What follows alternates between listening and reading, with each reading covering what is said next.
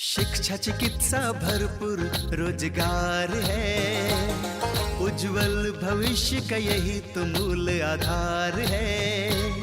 विकास हो रहा है, उत्थान हो रहा है, प्रगति का द्वार खुला है, दशा दिशा भी बदल रहा है। विकास की नई गाथा लिख रहा है झारखंड, हमारा झारखंड, उभरता झारखंड, हमारा झारखंड, उभरता झारखंड।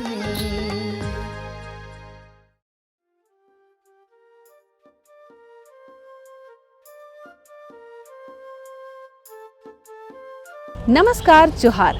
उभरता झारखंड कार्यक्रम में आप सभी का स्वागत है। मैं हूं नमिता। हमें पता है कि आपको था बेसब्री से इंतजार, क्योंकि इस कार्यक्रम के माध्यम से आप झारखंड में हो रहे कार्य और विभिन्न क्षेत्रों में उसके द्वारा मिल रहे लाभ के बारे में जानते हैं। आज के अंक में भी है कुछ खास, क्योंकि आज हम आपको बताएंगे कि किस तरह से स्कूली बच्चियां सजा रही हैं पोषण वाटिका। अब आप सोच रहे होंगे ये पोषण वाटिका क्या है, तो इसके बारे में मैं आपको बताऊं कि पोषण वाटिका घरों में या आंगन के आसपास खाली जगहों में परिवार की जरूरत के अनुसार फलों और सब्जियों को उगाने की व्यवस्था है। और इस व्यवस्था को ये स्कूली बच्चियां अपने विद्यालय के गमलों में दिखा रही हैं, क्योंकि ये विद्यालय में किताबी ज्ञान तो प्राप्त कर ही रही हैं, साथ ही साथ पेड़ पौधों के महत्व को समझ रही हैं। पोषण वाटिका के माध्यम से ये बच्चियां प्राकृतिक से जुड़ रही हैं, पौधों की देखभाल कर रही हैं और एक साथ समूह में कार्य करना सीख रही हैं। तो आइए बिना देर के आपको दिखाते हैं कि कैसे ये बच्चियां अपने स्कूल को सुंदर बना रही है और मौसम के हिसाब से फसलों को उपजा रही है। भारत को गांवों का देश कहा जाता है और यहाँ पे लोग शुरू से ही खेती गृहस्थी करते आए हैं। और अभी का जो कंसेप्ट चला है वो स्कूल में बच्चों को पढ़ाई के साथ साथ कृषि से जोड़ा जा रहा है। इसमें किचन गार्डन की परंपरा है, पोषण वाटिका की परंपरा है। उसको बच्चों के बीच कैसे सिखाया जाए, कैसे बांटा जाए, ये बतलाया जाता है। और कई तरह की एक्टिविटी कराई जाती है, जिसमें कि बीज रोपण हो, पौधे की देखभाल हो, सब्जी को कब तोड़ना है, परिपक्व कब होता है सब्जी। और इस तरह से स्वच्छ और स्वस्थ रहने की परंपरा जो चली आ रही है, इसको अब हर स्कूल में एक कोर्स की तरह सिखाया जा रहा है। बिना ज़मीन के भी सब्जी उगाया जा रहे हैं। इसमें ट्रे की बात करें या ग्रो बैग की बात करें तो लोग यहाँ पे खेती गृहस्थी की सीख रहे हैं और पढ़ाई भी साथ साथ कर रहे हैं। इसमें शिक्षकों का योगदान है, साथ ही साथ प्रशासन की अगर बात करें तो एक तरह का यह कोर्स शुरू कर दिया गया है कि 10 से 15 मिनट अगर आप इन पोषण वाटिका में समय देते हैं तो मन भी स्वस्थ रहेगा, तन भी स्वस्थ रहेगा और पढ़ाई में मन भी लगेगा। इसी को आज हम आपको दिखाने का प्रयास कर रहे हैं और यह कंसेप्ट धीरे धीरे झारखंड के तकरीबन सभी स्कूलों में अप्लाई किए जा रहे हैं, जिससे बच्चों के शारीरिक और मानसिक विकास तो हो ही रहा है, जो मध्याह्न भोजन है उसमें भी इसकी कमी को पूरा किया जा रहा है। आज के समय में जब बाजार में हमें रासायनिक खाद और कीटनाशकों के उपयोग से उपजाई गई सब्जियां तथा फल मिलते हैं, तो ऐसे में खुद को स्वस्थ बनाए रखना एक बड़ी चुनौती है। ऐसी स्थिति में यदि बच्चों को प्राकृतिक खेती, जैविक उत्पाद और पोषण संबंधित शिक्षा दी जाए तो ये उनके पूरे जीवन को बदल सकती है। यही वजह है कि झारखंड राज्य में रांची जिले के कांके में स्थित राजकीयकृत मध्य विद्यालय मालश्रिंग में बच्चों को पोषण वाटिका लगाने का तरीका सिखाया जा रहा है। इस पहल से न सिर्फ बच्चों का स्वास्थ्य बेहतर बन रहा है, बल्कि उन्हें स्वच्छता और पर्यावरण संरक्षण का ज्ञान भी प्राप्त हो रहा है। इसका उद्देश्य है, सुपोषण वाटिका लगाने का उद्देश्य है कि बच्चों को जो कुपोषित भोजन मिलता है उसमें सुधार लाना। कहीं कि बाजार का जो सब्जी मिलता है वो कोई केमिकल युक्त होता है, तो बच्चों को इसके माध्यम से हम लोग सिखाते हैं कि अपना उगाया हुआ सब्जी, जैसे स्कूल में ही हम लोग करके दिखाते हैं। यहाँ तो ज़मीन की कमी है, एक भी ज़मीन नहीं है, लेकिन हम लोग छत के ऊपर में कंटेनर, गमला, ग्रो बैग, ये सब का सहायता से उसमें हम लोग मिट्टी बच्चा लोग से ही लगवाते हैं, थोड़ा थोड़ा सब बच्चा से। उसके तो गोबर का खाद लगवाते हैं। सब कोई का या तो किसान लोग हैं तो गोबर का खाद लगवाते हैं, तो उसी का यूज करते हैं, बाहर का केमिकल नहीं यूज करते हैं हम लोग। उसके बाद बीज लगाने सिखाते हैं, पौधा लगाने सिखाते हैं। फिर उसमें अगर एक्स्ट्रा घास निकल गया तो उसको कैसे निकाला जाता है उसको सिखाते हैं। मतलब पोषण वाटिका का महत्व बच्चे उससे जान सकें कि केमिकल युक्त जो भोजन हम लोग बाज़ार से जो सब्जी खरीदते हैं वो हमारे लिए हानिकारक है, जिससे बच्चों में हरा सब्जी की कमी के कारण बच्चों का स्वास्थ्य गिर जा रहा है और उनमें हीमोग्लोबिन की भी कमी हो रही है, रक्त की कमी हो रही है। तो उसे ठीक करने के लिए चाहे तो बच्चों को अच्छा विटामिन ये सब मिलने के लिए हम लोग यहाँ पर पोषण वाटिका का शुरुआत किए हैं। पोषण वाटिका वस्तुतः विद्यालय के प्रांगण, छत या फिर घर आंगन में लगाया गया एक छोटा सा बगीचा है, जिसमें रसायन मुक्त मौसमी सब्जियां तथा फल आदि लगाए जाते हैं। यहाँ के शिक्षकों के प्रयासों से इस विद्यालय की छत पर पोषण वाटिका लगाई गई है। इसे लगाने का उद्देश्य यहाँ के बच्चों को पोषण के प्रति जागरूक कर उनकी थाली में पौष्टिक तत्वों की मात्रा को बढ़ाना है।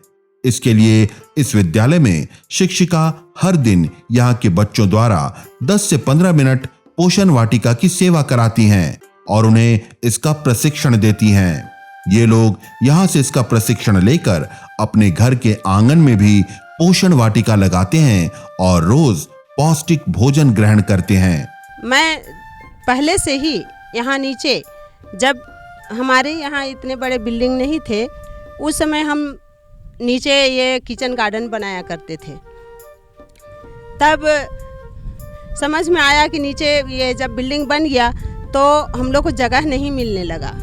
ज़मीन का कमी होने के कारण हम लोग सोचे कि हम लोग छत में ही खेती करेंगे, छत को ही किचन गार्डन बनाया जाए। हम छत में ये डाबा सब व्यवस्था किए। हमारे एचएम जो संजय सर जी जो हैं वो हमारे लिए ये डाबा जुगाड़ कर दिए। उसके बाद हम छत ऊपर ही किचन गार्डन का ये काम शुरू कर दिए और बच्चों को मैं बीज लगाना, उसमें खाद डालना, ये कोड़ा करना और ये लतड़ वाले जो ये बीज लगे रहते हैं तो बड़े होते हैं तो उसमें कैसे उसको सपोर्ट देना, ये सारा चीज़ मैं सिखलाती हूँ बच्चों को। और बच्चे सीख कर जाते हैं तो अपने घर में भी बहुत सारे बच्चे जो हैं अपना ये स्कूल से सीखा हुआ चीज़ को घर में भी अपनी मम्मी पापा को अपने को सिखलाते हैं और घर में भी वो खेती करते हैं, घर में भी कर रहे हैं। अभी मार्केट से जो आ रहा है, मार्केट से जो मिल रहा है ये सब्जियां, वो सारे केमिकल से भरा हुआ है, उससे हमारे शरीर को पूरी नुकसान पहुंचाएगा। जिस कारण हम लोग ये किचन गार्डन का भी व्यवस्था कर रहे हैं और ज़्यादा से ज़्यादा, और हम ये यहाँ किचन गार्डन का ये भारी से भारी व्यवस्था करके और हम सब्जी लगाएंगे और बच्चों को सिखलाएंगे। ये मेरे बच्चे जो अपने घर से अगर बिना केमिकल वाले जैविक तौर पर अगर खेती करके लाएं और ज़्यादा उपजाऊ उनका हो जाए और यहाँ लाएं तो मेरे प्रबंधन खरीद लेंगे और किचन में उसको उपयोग किया जाएगा। इस विद्यालय में शिक्षा के साथ साथ पोषण वाटिका का प्रशिक्षण लेने वाले विद्यार्थी बताते हैं कि यहाँ उन्हें पोषण वाटिका का महत्व तो समझाया ही जाता है, साथ ही साथ उन्हें उसे लगाने का तरीका भी सिखाया जाता है। इन्हें बीज लगाने से लेकर उसमें दी जाने वाली खाद, पानी, जैविक दवाइयां आदि सब के बारे में सिखाया जाता है। इसमें भागीदारी लेने के बाद ये विद्यार्थी अच्छी तरह से समझने लगे हैं कि जीवन में रसायन रहित सब्जियों का क्या महत्व है। इनके द्वारा उपजाई गई सब्जियां विद्यालय के मिड डे मील में भी शामिल किया जाता है। फिर यहाँ से प्रशिक्षण लेकर ये लोग अपने घरों में भी छोटा बगीचा लगाकर अपने परिवार को स्वस्थ बना रहे हैं। बहुत कुछ यहाँ सिखाया जाता है, जैसे कि हम लोग बीज लगाने नहीं जानते थे तो बीज लगाने भी आता है और हम लोग बीज भी लगाते हैं यहाँ पे आके टीचर के साथ, या फिर अपने से भी लगाते हैं, मैम बताती है और लगाते हैं। बीज लगाने के बाद उसको पानी देते हैं, देखते हैं और 10 मिनट में आते हैं और देख के फिर चल जाते हैं नीचे, प्रार्थना करते हैं। यहाँ आते हैं तो देखते हैं कि घास सब बढ़ता है तो उसको हटाते हैं और खुदाई करते हैं। जब पौधा में फसल आ जाता है तो उसे तोड़ के नीचे किचन में ले जाते हैं और देखते हैं, खाद सब लगाते हैं। खीरा, धनिया, बोदी, फरसबीन और भिंडी यहाँ से सीख के जाते हैं तो घर में लगाते हैं। मम्मी पापा बोलते हैं कि अच्छा कर रही है, लगा रही है तो हम ही लोग का खाने के लिए होगा बोलते हैं। हम लोग पौधा लगाते हैं, पहले मिट्टी डालते हैं, फिर मिट्टी को पूरा मतलब कि उसको पूरा गूढ़ा कर लेते हैं, फिर उसमें पौधा लगाते हैं, फिर उसमें थोड़ा सा खाद डालते हैं, फिर उसके बाद हम लोग 2-3 दिन बाद पानी डालते हैं। फिर पानी डालने के बाद देखते हैं कि मर रहा है पौधा तो फिर हम उसका मात्रा को बढ़ाते हैं। जैसे कि मार्केट सब में हम लोग जाते हैं, वहाँ पर ज़्यादा केमिकल सब मतलब कि केमिकल सब डाला रहता है, तो हम लोग घर में जब लगाते हैं, अभी हम लोग घर में भी लगाए हैं, फिर हम लोग स्कूल में सीख के ना घर में लगाए हैं। मार्केट सब में जाते हैं तो वहाँ पर केमिकल सब ज़्यादा मिला रहता है और घर का जो रहता है वो अच्छा रहता है।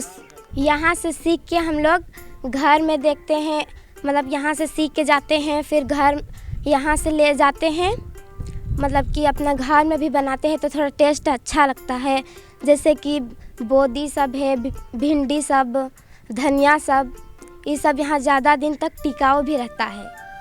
पहले मिट्टी डाले हैं, उसके बाद फिर खाद सब डाल के बीज को लगाए थे, उसके बाद बड़ा हुआ ही, उसके बाद यहाँ घास आ गया था तो निकाले थे, फिर और बड़ा हुआ तो दूसरा डस्टबिन में लगा दिए थे। मिर्च है, पपीता सब पानी उनी दे के सूख जाता है तो ऊपर आते हैं और किचन गार्डन का काम भी करते हैं, पानी डालते हैं, बीज लगाते हैं, खाद डालते हैं और स्कूल से सीख के मम्मी पापा को जाके घर में बताते हैं। मम्मी पापा लोग भी घर में जाके बीज लगाते हैं, जैसे कि टमाटर, धनिया, बोदी, मिर्च, आलू, ये सब करके हम लोग को सब्जी भी बनाते हैं। स्कूल में भी बनाते हैं सब्जी। स्कूल में धनिया जैसे हम लोग लगाते हैं ना सब्जी सब, तो सबसे पहले मिट्टी लाते हैं, उसको खुदाई करते हैं, खाद डालते हैं और उसको कुदाल से लाइन खींच के उसमें बीज लगाते हैं। थोड़ा दिन बाद फिर उसमें घास आता है, उसको निकालते हैं, फिर खुदाई करते हैं, यूरिया DAP सब भी डालते हैं और घर जाते हैं तो मम्मी पापा के साथ में भी घर में लगाते हैं टमाटर सब, और स्कूल में भी लगाते हैं। और स्कूल में हमारे स्कूल में है बोदी, धनिया, भिंडी, जिसका ज़मीन भी नहीं रहता है, कोई गरीब आदमी है तो वो भी लगा सकता है। कोई चीज़ में जैसे कि छोटा छोटा बाल्टी सब रहता है, परात सब रहता है, उस सब में। जैसा कि हम जानते हैं, हमारे स्कूल में किचन गार्डन है और यहाँ पे कई तरह के सब्जियाँ लगाई गई है। और अगर किसी के घर में अगर ज़मीन नहीं है उसके पास, तो वो घर के ऊपर छत पे किचन गार्डन बना सकता है और तरह तरह की सब्जियां उगा सकता है। सर, जैसे कि कोई अगर गमला होगा या फिर घड़ा होगा तो उसको तोड़ के भी उसमें लगा सकता है। हम लोग जानते हैं कि किचन गार्डन पहले हम लोग ज़मीन में करते थे, हम लोग को पता नहीं था कि किचन गार्डन जब ज़मीन नहीं होता है तो हम लोग ना गमला सब में लगाते हैं। आज जो हम लोग मैम सिखाती है उसी को जाके जब हम लोग ज़मीन सब ना हो तो हम लोग किचन गार्डन छत में भी बना सकते हैं। हम लोग पहले हमें मम्मी सबको पता नहीं होता है कि किचन गार्डन होता है, ज़मीन ना हो उतने पर भी बनाते हैं। इसीलिए जाके जब मैम बताती है तो मम्मी लोग बताते तो लोग भी किचन गार्डन अपने घर में भी बना सकती है। यदि बच्चों को सही दिशा और अवसर दिया जाए तो वे शिक्षा के साथ साथ जीवन की उपयोगी कला में भी अग्रणी भूमिका निभा सकते हैं। राजकीय कृत मध्य विद्यालय मालश्रिंग ने तो इसे साबित करके दिखा दिया है। पोषण वाटिका का प्रशिक्षण लेकर यहाँ के बच्चे स्वस्थ और आत्मनिर्भर तो बन ही रहे हैं, साथ ही साथ पर्यावरण संरक्षण की दिशा में अपना महत्वपूर्ण योगदान दे रहे हैं।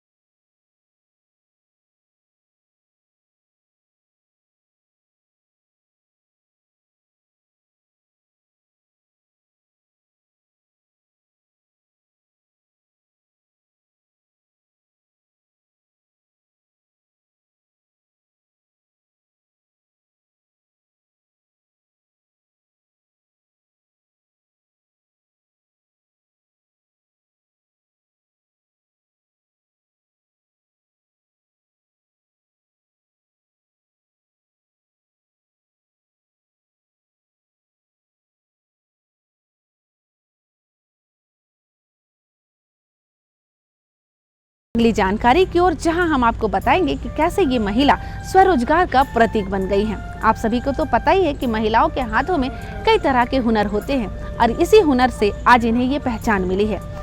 खान पान की बात करें या फिर सिलाई बुनाई की, महिलाएं हर क्षेत्र में आगे हैं और आज की ये जो महिला है ये भी सिलाई के क्षेत्र में आगे बढ़ चुकी हैं। पहले ये शौकिया कपड़े सिलती थी, लेकिन इनके द्वारा सिले गए वस्त्र लोगों को काफी पसंद आने लगे और अब लोगों की डिमांड हो गई है और ये आधुनिक युग के डिजाइन वाले कपड़े सिलने लगी हैं। तो आइए देखते हैं कि कैसे सिलाई के क्षेत्र में ये आगे बढ़ रही हैं, आर्थिक रूप से मजबूत बन रही हैं, खुद को आत्मनिर्भर बना रही हैं और अपने आप में आत्मविश्वास जगा रही हैं। झारखंड की धरती, रांची की मिट्टी कुछ ऐसी है कि यहाँ की महिलाएं अपनी मेहनत और संघर्षों से समाज में अपनी अलग पहचान बनाने की क्षमता रखती हैं। ऐसी महिलाओं में से एक हैं रंजना प्रकाश, जिन्होंने कुमार एसोसिएट नामक स्टिचिंग यूनिट खोलकर न सिर्फ अपने जीवन को बदला है, बल्कि अन्य महिलाओं को रोजगार देकर उन्हें भी आत्मनिर्भर बनाया है। रंजना प्रकाश, जो 2023 के पहले तक हाउसवाइफ की भूमिका निभा रही थीं, उन्होंने स्वयं को व्यस्त रखने और अपनी पहचान बनाने के लिए इस यूनिट की शुरुआत की। इन्होंने इसके लिए अपनी सिलाई कढ़ाई के कौशल का इस्तेमाल किया। आज इनकी सिकाई से कई महिलाएं जुड़ी हुई हैं और इनके साथ पेटीकोट, सलवार तथा नाइटी की सिलाई कर महीने का 3.5 से 4 लाख रुपए का कारोबार कर रही हैं। पहले तो कुछ काम नहीं करते थे, हाउसवाइफ थे हम, फिर बच्चे बड़े हो गए तो फिर लगा कि कुछ काम करना चाहिए। तो फिर सोचते सोचते फिर इस फील्ड में आए हम। तो इस फील्ड का शुरुआत किए हैं 2023 में। उस 23 से फिर शुरुआत हुआ, उसके बाद धीरे धीरे करते करते समझ में आया काम, तो इस फील्ड लाए हैं। फिर अभी ये लोग साथ में मिलके काम कर मेरा काम है पेटीकोट का, पेटीकोट, सलवार और नाइटी। नहीं सर, ट्रेनिंग कहीं से नहीं लिए, खुद ही शादी के पहले सिलाई सीखे थे, उसी आधार पे काम शुरू किए और फिर बस समझते समझते समझ में आया। अभी तो 6 लोग काम कर रहे हैं मेरे साथ और कटिंग, हाँ कटिंग, सिलाई और स्टिचिंग सारा होता है, पैकिंग भी यहीं पे होता है। फिर यहाँ से सारा आपका मार्केट में जाता है, होलसेल रेट में यहाँ काम होता है। महीना में सर ट्रांजेक्शन मेरा है कम 3.5 से 4 लाख जाता है। कपड़ा आता है मेरा सर अपर बाज़ार से और कुछ माल आता है कलकत्ता से। जैसे सर यहाँ से मेरा हम पहले कार्ड प्रिंट करवा के उसको मार्केट में डालते हैं, फिर उस नंबर पे मेरा कॉल आता है तो फिर माल यहाँ से जाता है। यहाँ का पेटीकोट का रेट सर होलसेल रेट है आपका 115 रुपये और 40 साइज़ 44 है आपका 120 रुपये। नाइटी का रेट है सर आपका 150 से शुरुआत है, वो लास्ट अब जितना जाए। और सलवार का रेट है आपका सर 190 के आसपास। अगर हम आगे बढ़ेंगे तो वो लोग भी आगे बढ़ेंगे, अगर हमारा बेनिफिट रहेगा तो इन लोग को भी फ़ायदा है हमसे। आज हम काम शुरू किए हैं सर, तो आज मेरे पास ये लोग काम कर रहे हैं तो हमें भी फ़ायदा है, इनको भी फ़ायदा है, रोज़गार मिल रहा है।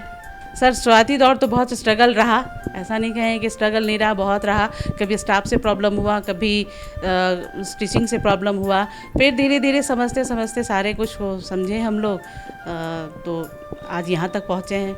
रंजना प्रकाश के सफर में उनके पति रजनीश कुमार का भी बड़ा योगदान है।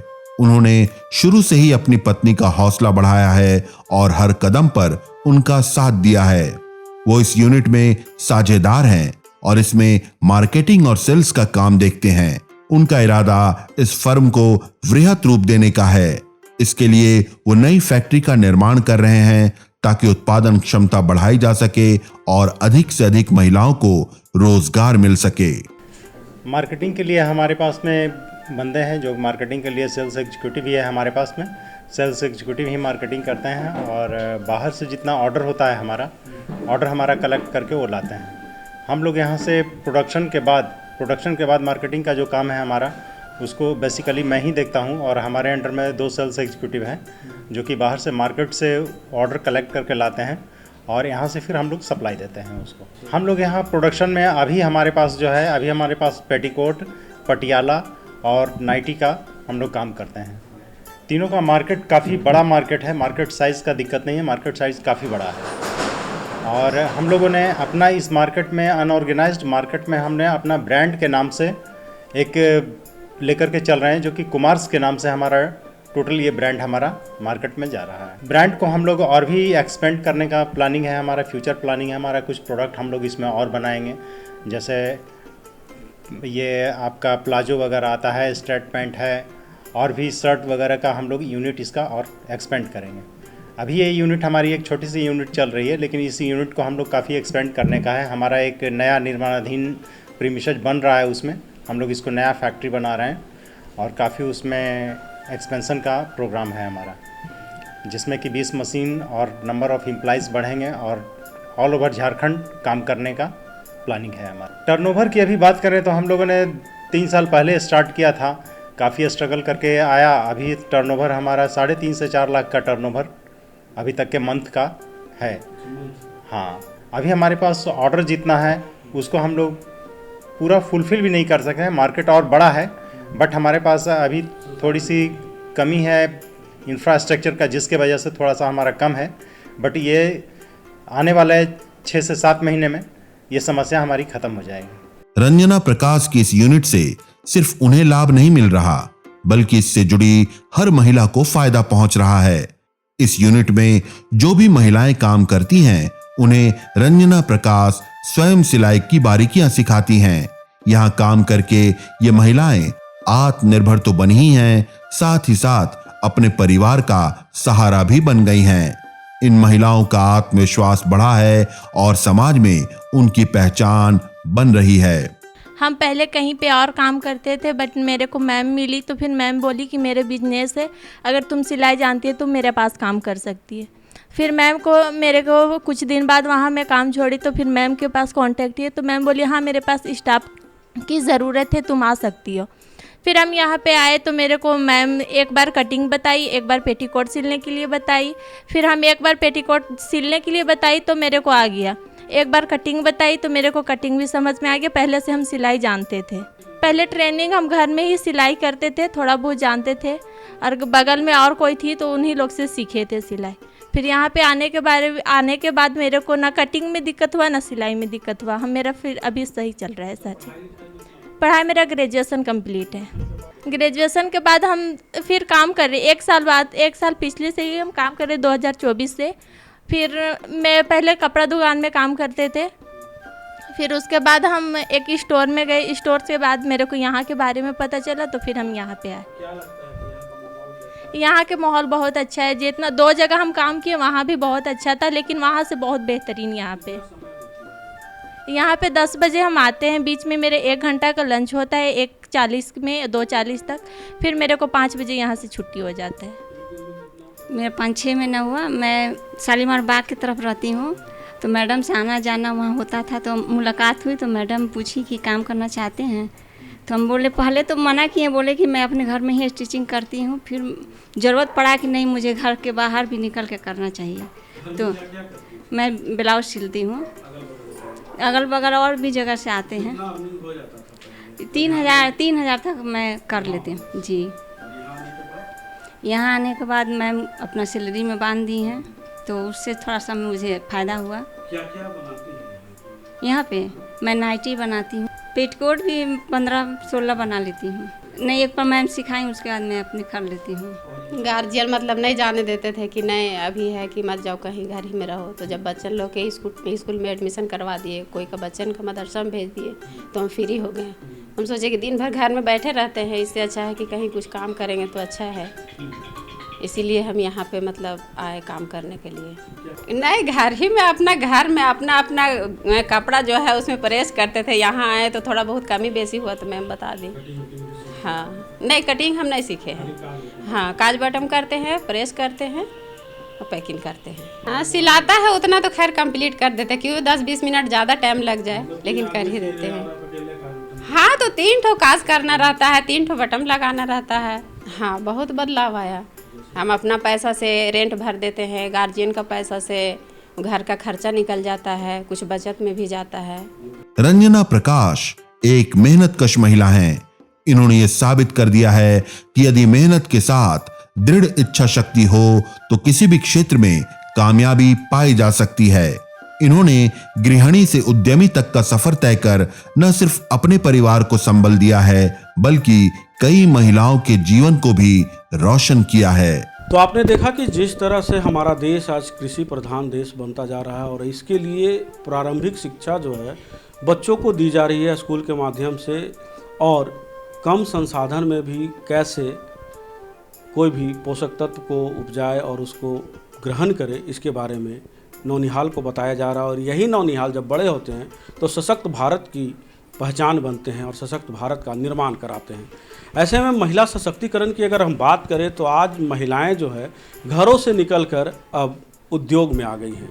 प्रधानमंत्री नरेंद्र मोदी की जो सोच थी लोकल फॉर वोकल और हर हाथ को रोजगार, ऐसे में महिलाएं आज आगे आ रही हैं और घरों से पर्दे से निकल करके अपना उद्योग धंधा चला रही है। न सिर्फ सशक्त हो रही है और अपने पैरों पे खड़ी हो रही है, बल्कि और 5 से 10 लोगों को जोड़ रही है।